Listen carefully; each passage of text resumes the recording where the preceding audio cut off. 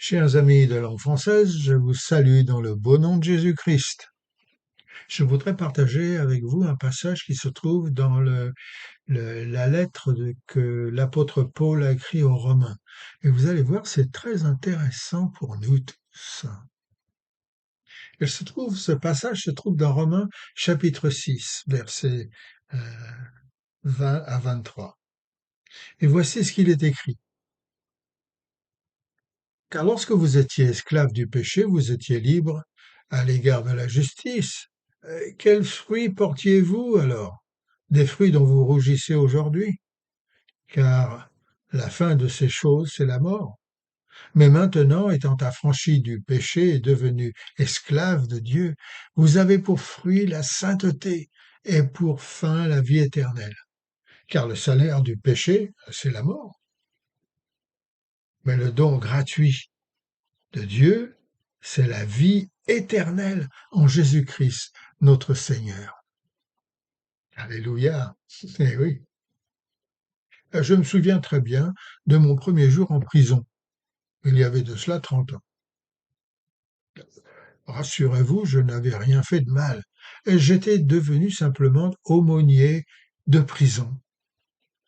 Mais avant de m'accepter, les autorités de cette prison britannique devaient s'assurer que j'avais un casier judiciaire vierge. Ils ont donc écrit à Scotland Yard, qui a contacté le ministère de l'Intérieur, qui à son tour a fait des recherches auprès d'Interpol. Interpol a vérifié auprès du deuxième bureau de Paris pour être absolument sûr que c'était bien moi et qu'ils pouvaient me faire confiance. Après tout, on ne sait jamais, on se doit d'examiner tout ce que font ces grenouilles, m'a-t-on dit. Parce que les Anglais nous appellent des grenouilles, parce qu'on mange des grenouilles.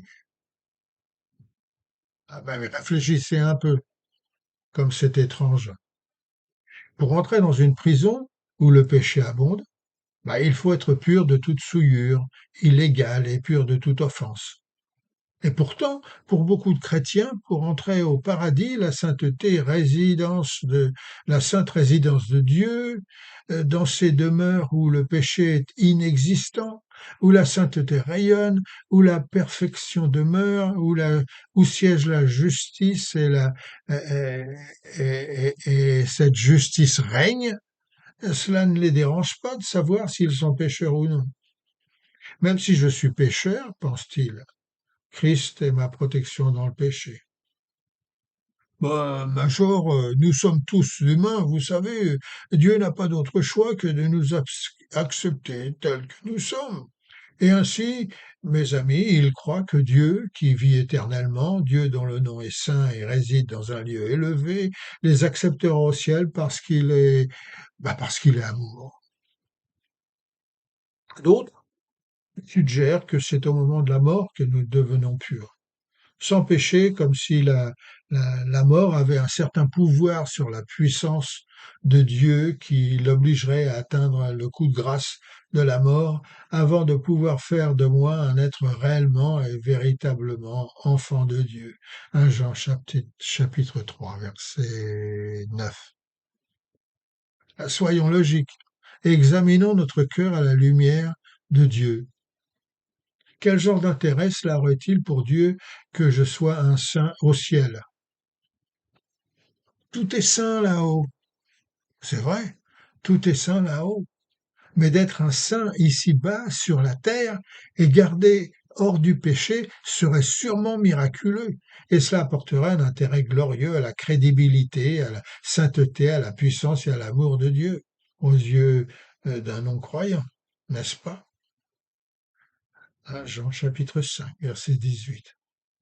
Écoutez ce que l'apôtre Paul a écrit à ses amis à Rome. Mais maintenant, étant affranchis du péché et devenus esclaves de Dieu, vous avez pour fruit la sainteté et pour fin la vie éternelle. Pour ressentir ce qu'est la liberté, permettez-moi de partager avec vous ma première expérience d'aumônier à mon arrivée à l'entrée de la prison de Stockton, dans le nord de l'Angleterre. Premièrement, vous vous sentez automatiquement coupable, même si ce n'est pas le cas. L'atmosphère vous amène à penser comme ça. Vous devez avouer. Ensuite, on ne peut que remarquer une odeur étrange, une odeur typique dans toutes les prisons pour hommes. Rien de tel au dehors. Lorsque le directeur de la prison m'a emmené au bureau de l'aumônerie, j'ai eu la surprise de devoir franchir 16 portes. À chaque fois, une grosse clé à la main, le directeur déverrouillait puis ouvrait la porte. Et lorsque nous avions passé la porte, il refermait celle-ci à clé derrière nous. 32 portes gênaient le voyage aller-retour et vous deviez répéter la même opération à chaque fois. J'étais aussi suivi par une caméra en circuit fermé qui suivait mon chemin. Ma journée finie et enfin assis dans ma voiture prêt à quitter le parking, quel soulagement, quelle liberté, quel privilège de respirer l'air frais à l'extérieur. Et c'est ce que l'apôtre Paul essaie de partager lorsque, inspiré par le Saint-Esprit, il écrit « Maintenant étant affranchi, libéré du péché ».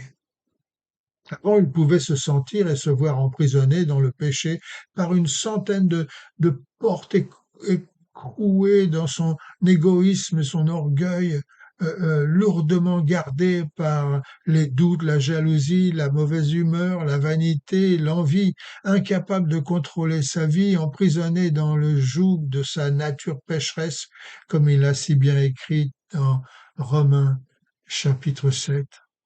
Mais maintenant, les chaînes sont tombées, les portes des prisons se sont ouvertes et les gardiens sont endormis. Fini l'odeur mortelle. Nous sommes en effet pour Dieu la bonne odeur de Christ parmi ceux qui sont sauvés et parmi ceux qui périssent. Pour les uns, un parfum de mort qui donne la mort. Pour les autres, un parfum de vie qui donne la vie. Corinthiens chapitre 2, versets 15 à 16. Il était vivant, ce que la loi ne pouvait offrir qu'à travers les dogmes et les traditions, les cérémonies sacrées, c'était le pardon des péchés, mais à travers la mort et la résurrection de Jésus-Christ. Paul réalisa qu'il était libre, vraiment libre.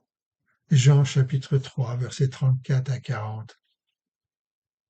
Et que la cause de sa vie pécheresse avait été supprimée et que sa nature avait été transformée et purifiée par le feu purificateur du Saint-Esprit. Ceux qui appartiennent au Christ, Jésus, il écrit, ont crucifié la nature pécheresse avec sa passion et ses désirs. Galates chapitre 5, verset 24 à verset 25. Et cette merveilleuse bénédiction, mes amis, n'est pas offerte après la mort, car après la mort vient le jugement. Mais elle est offerte à quiconque, et maintenant. Maintenant, nous pouvons être libérés de la domination du péché. Maintenant, la sainteté et la paix intérieure. Maintenant est un avant-goût de la gloire divine. Regardez à nouveau ce verset. Romains chapitre 6, verset 22.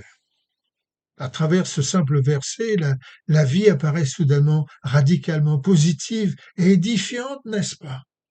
Maintenant, libéré du péché, il y a dans cette déclaration biblique une forte saveur d'optimisme, n'est-ce pas? Voilà pourquoi nous aimons chanter et vivre. Elle est douce pour nous, cette vie excellente que possédaient les saints de temps passé. Cette carrière sainte et rayonnante dans le combat, ce bras jamais lassé, puissant sauveur, rends-nous plus que vainqueurs. Alors ma question, elle est simple ce matin.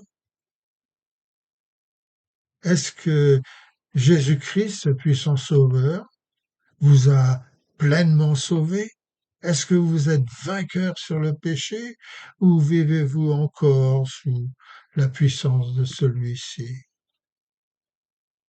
La liberté est là pour vous. Les portes sont prêtes à être ouvertes de façon à ce que vous puissiez sortir de votre prison et vivre de la vie de Jésus-Christ ici-bas. Le monde a besoin de voir cela en vous. Alors qu'est-ce que vous attendez? faites-le. Dieu vous bénisse.